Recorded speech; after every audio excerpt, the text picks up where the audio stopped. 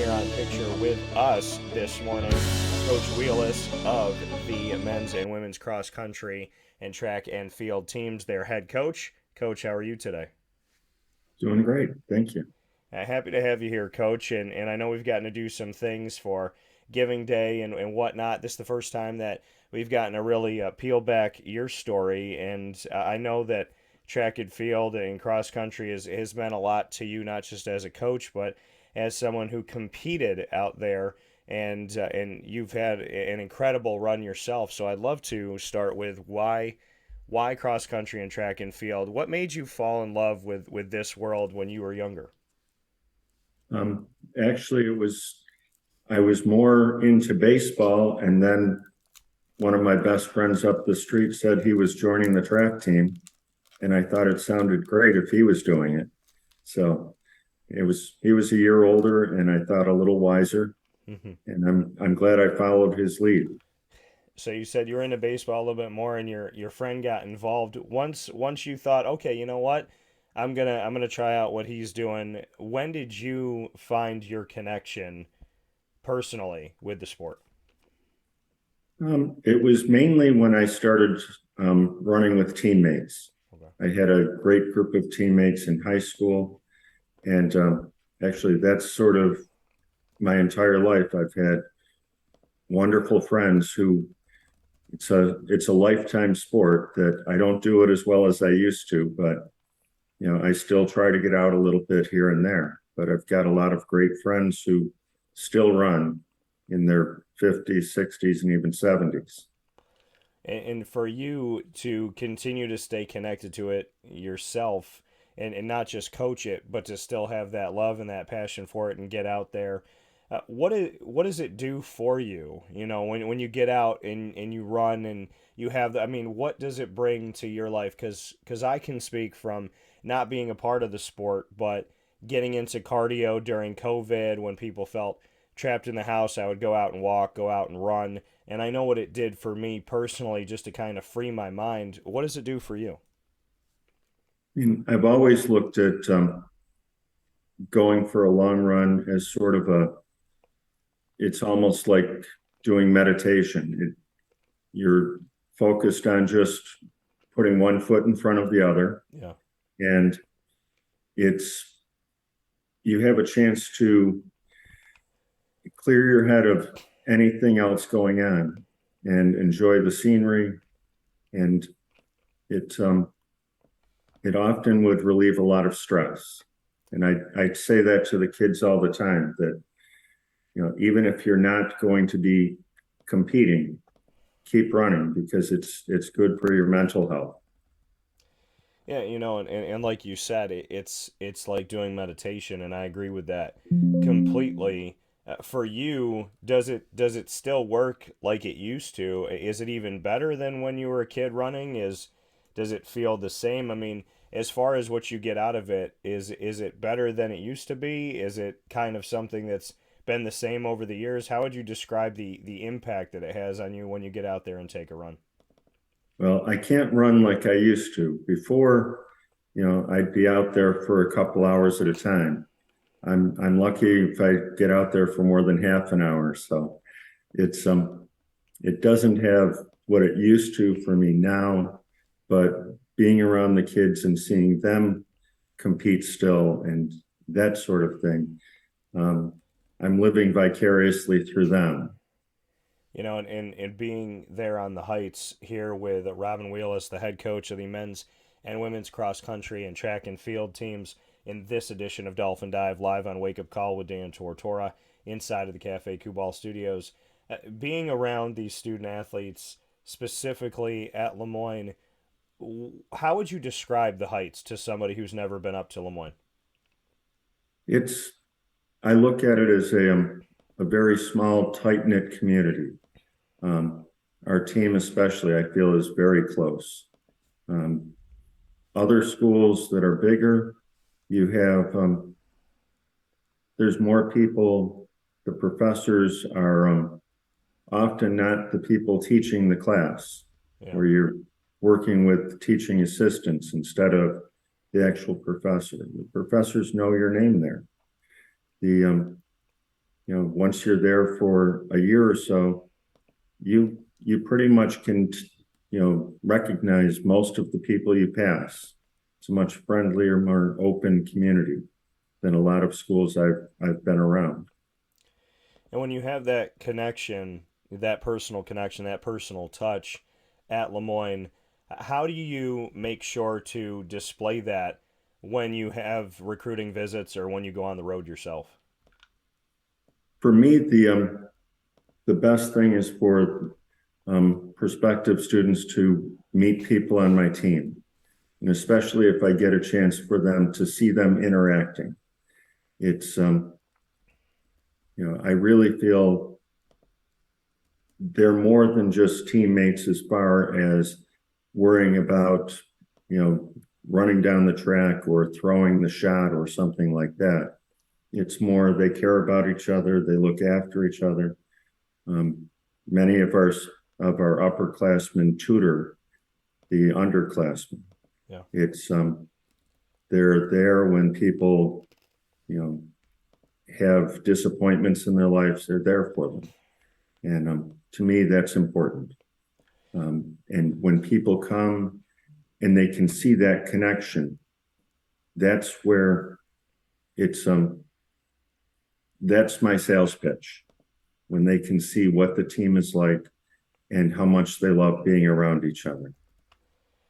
And having that, obviously when you go out and recruit, you're looking for talented student athletes, people that are good in the classroom at the same time, good in their respective pieces of the sport with cross country and track and field, but you're also looking for good people. How do you kind of sift through the really talented versus the really talented that you believe are going to be a positive piece of your culture? Because I've been around teams, really, you look collegiately, high school, professionally, where they've had talented players that were kind of viruses to the locker room, so to speak.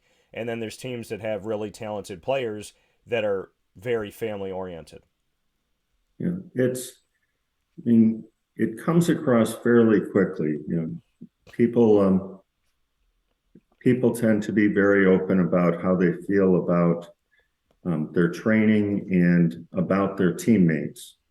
And some people will just, you can tell that it's just lip service to say, Yeah. I'm a good teammate. I make my teammates better. But you can hear it come through when it's important to them that the slowest guy on the team was inspired to get better. And they helped them with this field event or, with something in their running, they helped them in school. That stuff comes across. There's too much of the self-centered attitude with the star athlete. And I try to avoid that. That coming here from Robin Wheeless here on Wake Up Call with Dan Tortora.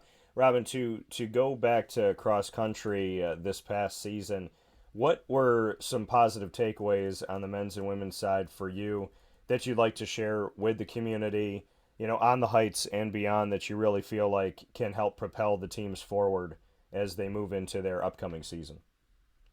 Oh, it was great to see. We had a real good group of freshmen came in. The women's team, we have a nice pack, solid pack together, and seeing them gel in the meets was outstanding.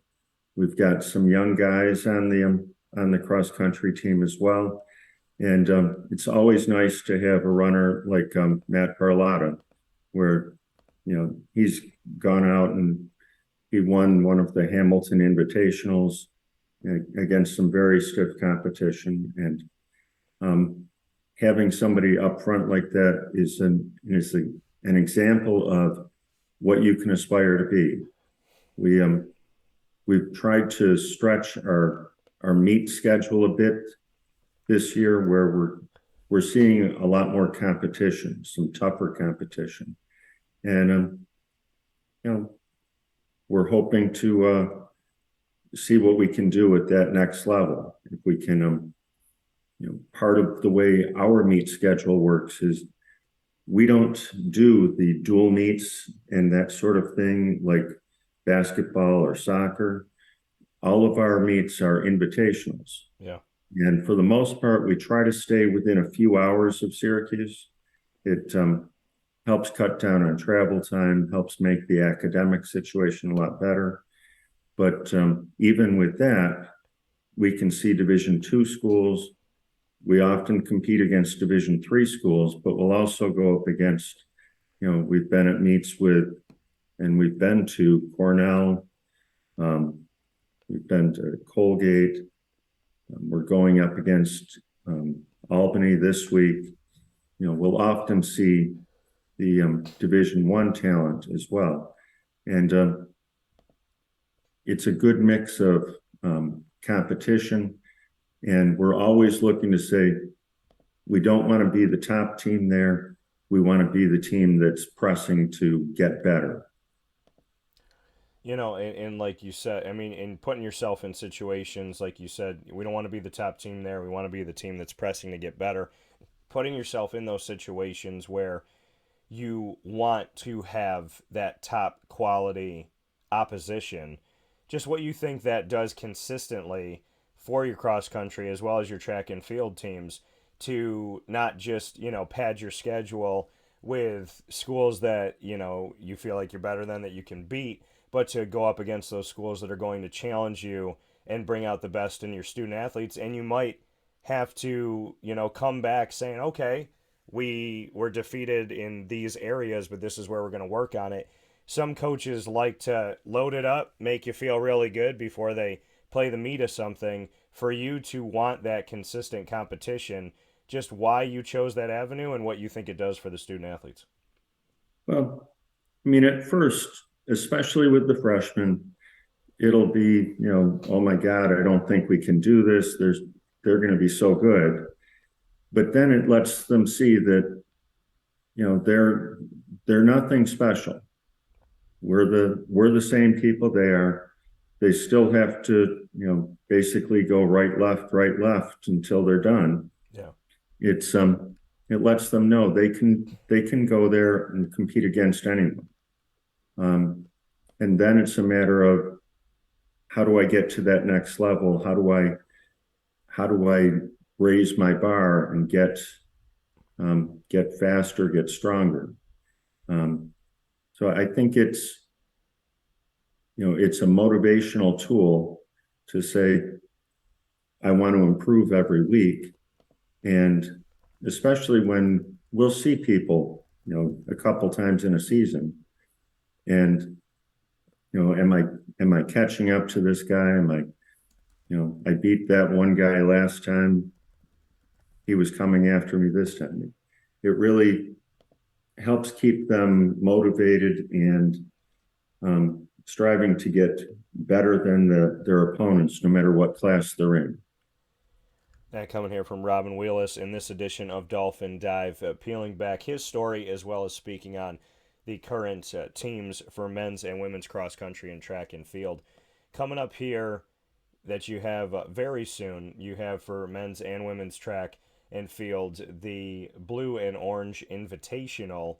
And so we're going to see that happen here. What can you tell us about what's upcoming and how your team has been preparing, kind of what you've seen out of your student athletes up to this point in the season, where they were in the beginning and where they are now heading into the Blue and Orange Invitational? It's a little rough at the beginning because we come right off of the break from over the Christmas week and stuff. We come in and we immediately go into meets, and people are working their way into race shape. So it's a little intimidating at first. We've had quite a few personal records on the team, several school records.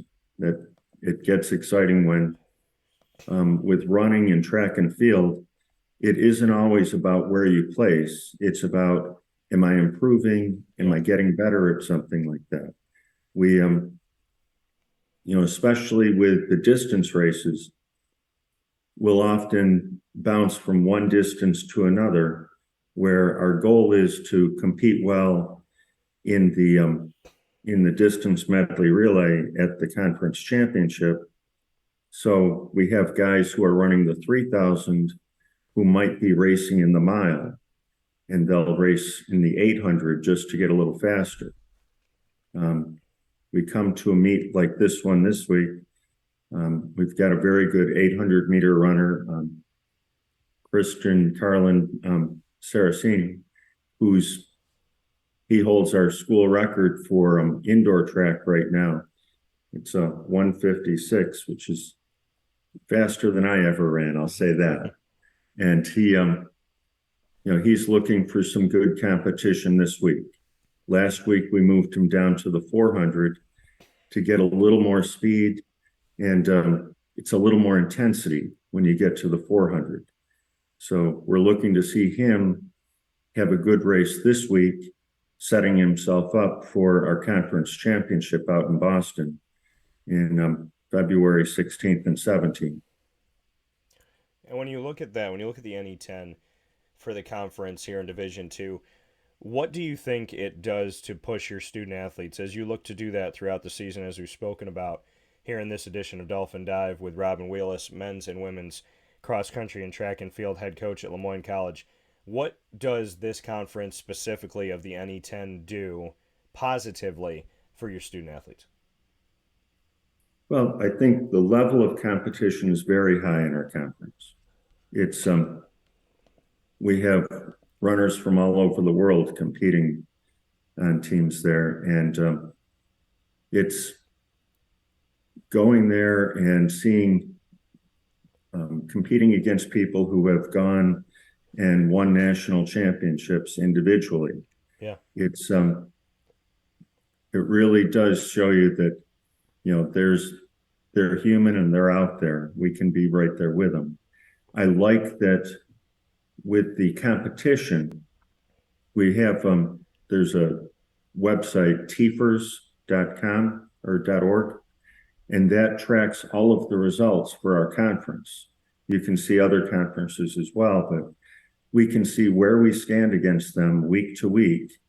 And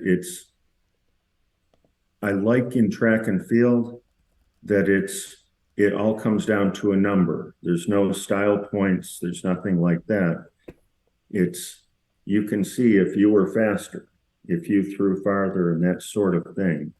So people have a goal to shoot for. You need to be in the top 24 of the individuals in order to be allowed to compete at the championship. And every week you see yourself, battling against people. If you didn't run in an event this week, you might drop a place or two. Yeah. And that matters what we're going to do at the conference championship. So the conference itself brings out some very good competition, and they really press us to get better. And you look at, speaking on the credit to this conference of the NE10 in NCAA Division II, there's been the thought in over half a year now, in a lot of conversations and an ad hoc committee that's been created to tackle this, of looking at either going Division I for LeMoyne or staying Division II. As the head coach of these multiple programs, cross country and track and field for men's and women's on the Heights, how have you kind of looked at a jump to Division I, and how do you prepare yourself for something like that if it did happen? I really think it's a matter of improving our competition, the level of who we're going to see. And if we went Division I, it certainly would attract athletes who want to go to Division I. Our competition, most of the teams, as far as during the regular season, we don't necessarily worry about what division they're in. And so the meets, for the most part, wouldn't change during the season, but the conference championship and the NCAA level would change. That being said, when I set up our meet schedule, I'm looking for what's the right level of competition for our team right now to compete against. So in the regular season, my hope is gradually every year we start adding some harder meets and trying to raise the level of competition that we find competitive. And it also, I look to make sure that we're prepared for the conference championship. That's always our goal, is to improve there, especially in cross country. But it's track and field is also an area we work pretty hard in. We've added quite a few events in the recent years, and the improvement there's been pretty dramatic. And you talk about adding different events to track and field. What have you added, and why did you choose to do that? Well, we've before we only just recently added the track program itself. Yeah. We had a great history back in the 60s and 70s and into the 80s, but then we only had cross country for quite a while. We've never had a women's track program before we added it 8 years ago. And bringing people in, throwing the javelin, the hammer, the weight throw. Those events are very challenging. We had a senior who graduated this year, who Juliana was our first pole vaulter for women. And it was nice to see her come in and be able to score at our conference championship. It's sometimes a little difficult for us to make time for all of the events and fit them in with the facilities. We travel a bit to make everything work, but the kids are great about it, and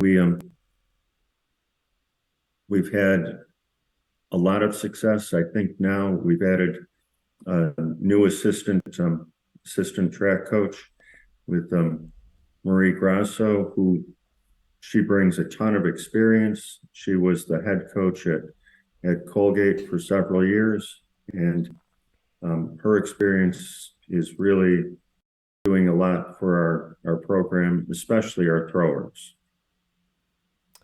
That coming here from Robin Wheeless. Robin, before we saddle up for today in this edition of Dolphin Dive, we're going to do rapid fire, where you and I get to ask each other questions, have nothing to do with sports, and have some fun with that to get to know you a little bit better. But before we get into that, I'm going to give you a shameless plug here. Being a distance runner most of your life, a track, cross-country, trail, road races, Robin, nationally ranked Masters runner in several distance events, and you also finished in the top 100 in the Boston Marathon.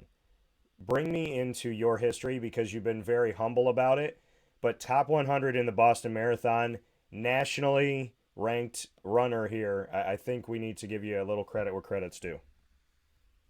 Well, I did okay. I wasn't a star runner. I think it was great for me having again, it comes down to teammates, but I used to work at Lockheed Martin, and then I worked at Saab Census, and at both places I had a great group of friends that we would run together every day.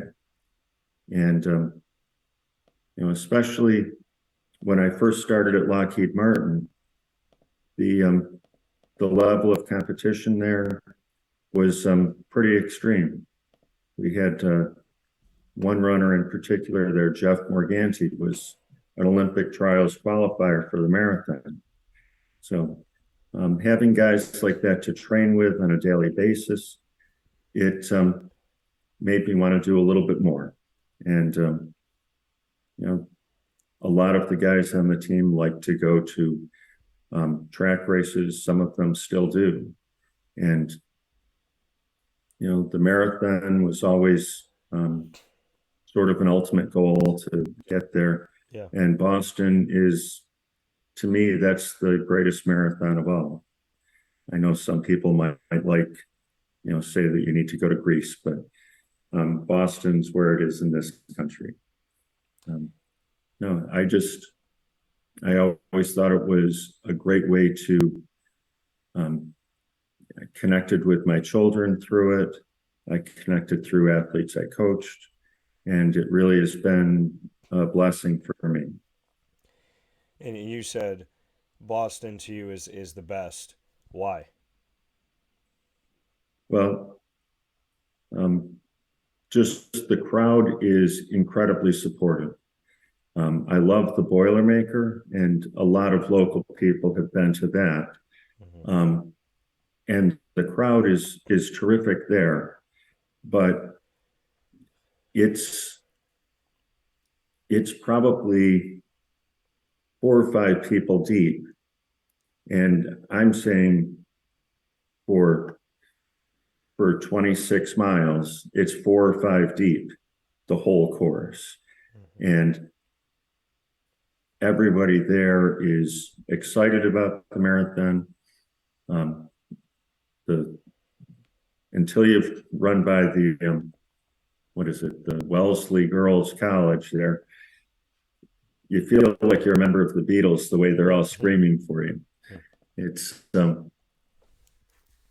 just an exciting event with the top runners in the world coming out to see what they can do. A very challenging course with Heartbreak Hill, and the weather is often doesn't cooperate, so you have to deal with that as well. And I've had friends out there, and trying to run a marathon in 85-degree weather, and that's brutal.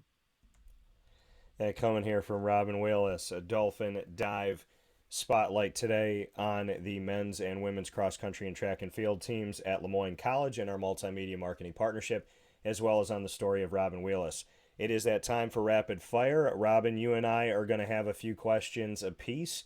We can ask each other literally anything. No preparation is how we do it, because I want the first question that comes to mind and the first answer that comes to mind. So you get to start it off, because you've been great answering all my questions, to throw a question at me whenever you're ready. What sports do you do right now with friends? Right now, I would say when it comes to like walking or jogging, that's something I do myself for my own mental and physical health. So I would say that. Not that I wouldn't do those with friends. And then I was playing flag football for a while. I'd probably say I'd like to start playing basketball with friends. That was something I played my whole life. I never. Here's a thing that maybe you can appreciate. When we had to run the track in high school, for those that didn't run and on a normal basis, I hated running. I loved playing basketball, hated running, because I just didn't.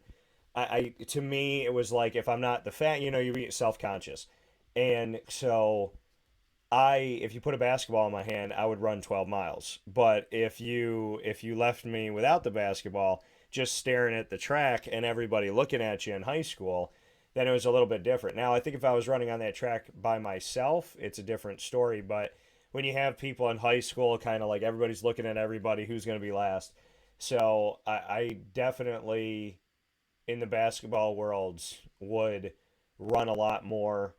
And I don't know, I love the feeling of the basketball in my hands and just being on the court. So I've tried to do a little bit more of that recently, and I feel like that would probably be something I would do with friends again.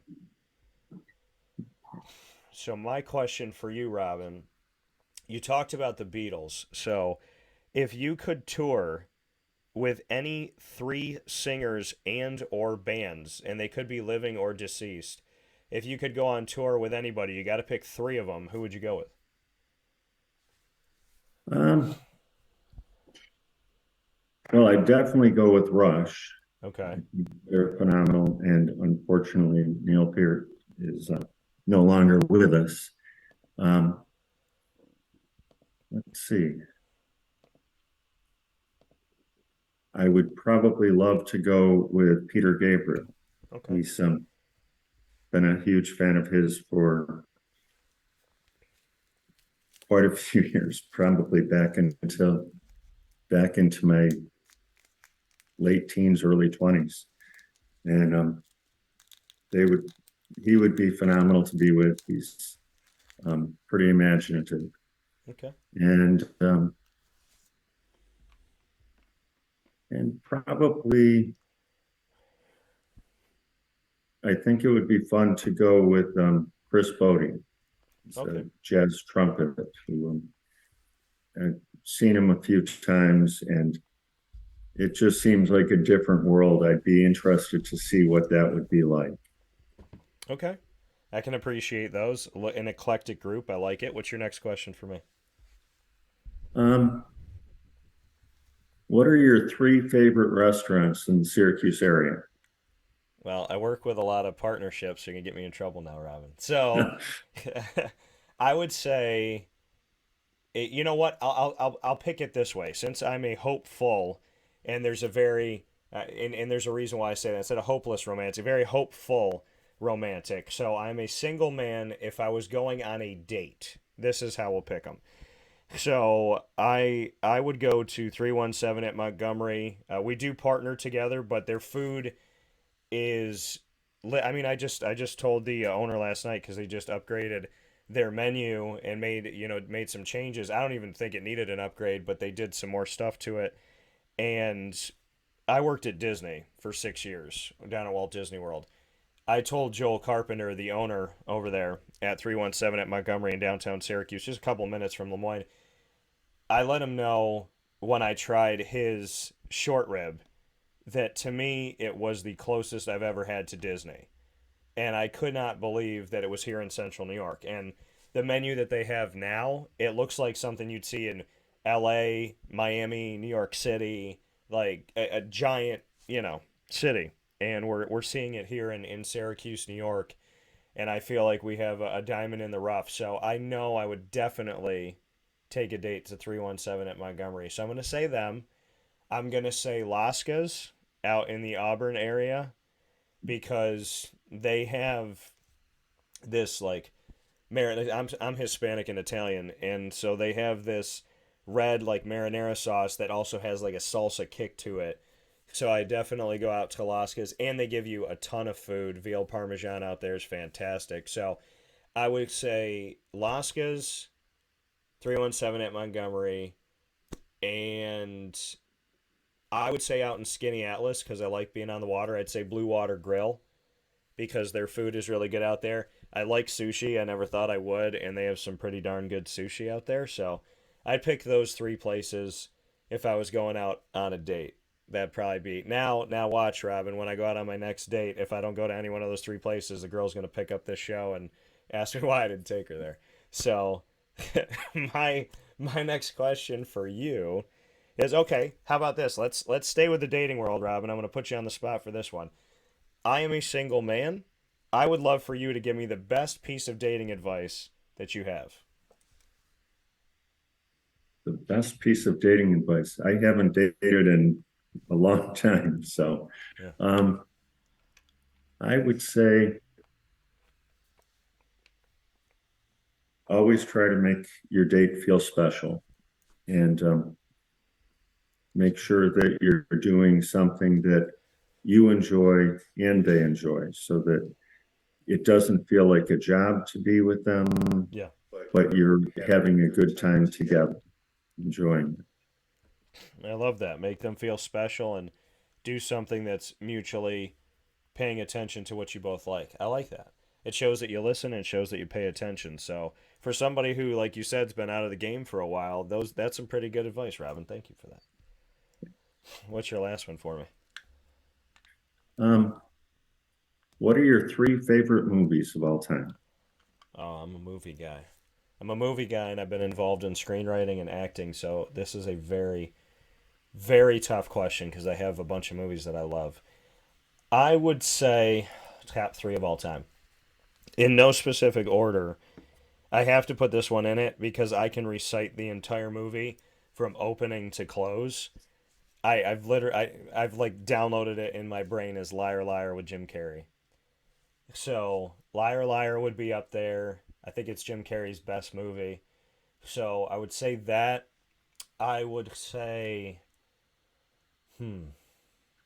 this is very tough for me. I'd probably say the first ever Spider-Man with Tobey Maguire because they brought my favorite character to life from being a kid. So I would say in 2002, my world changed when they brought Spider-Man to life. So I'd have to say the first, and Willem Dafoe is by far the Green Goblin, and he has the scariest voice. Like, whoever he's married to, if he ever decided in the morning to just kind of mess with her while she's brushing her teeth, his voice is terrifying. So I would say Spider Man, the first one. I would say Liar Liar, and I'd probably say I love comedy. I love making people laugh. So I'd probably say Wedding Crashers because it is on my bucket list to crash a wedding. So I'd have to say Excellent. that. All right, my last question for you, Robin. Hmm.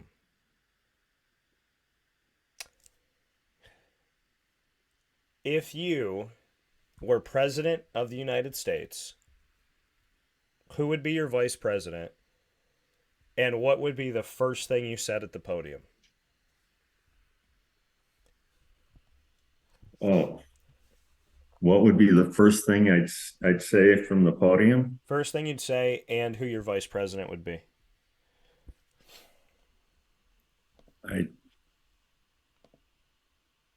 I really don't know. Um, I'm not. This is way outside of my area. Okay. Um,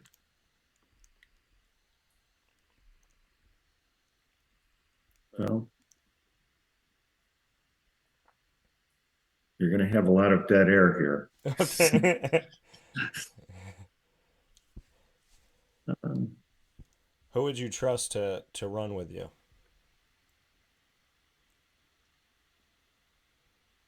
well, I mean, I'll be honest with you. I'm not a fan of politicians. Okay. So it's one of those things where um, I just think politics is too much power. Okay. And so I don't think I could choose one. So let And me. my Yeah, go first thing to say would be, you need to find a smarter person than me to be up here. ahead. So in reworking that, because I do agree with you that politics has become everything it shouldn't have been. So let me put it from this place then. If you were speaking to the central and upstate New York community and you were asked to bestow some knowledge and wisdom, what would be something that you would want to leave with the community? You've been in this community your whole life. You've raised a family in this community. You've married someone from this community. If you were speaking this morning and were asked to impart some wisdom that you've gained over the years, what would you say? Well, I think I'd like to see us find a way to work together more. I'd like to see us find, I mean, there's a lot of jobs out there. I'd like to find a way to um, put the people to work who are homeless right now. We do a lot of work, not a lot of work, but we go down to the Samaritan Center several times a year and feed meals with our team.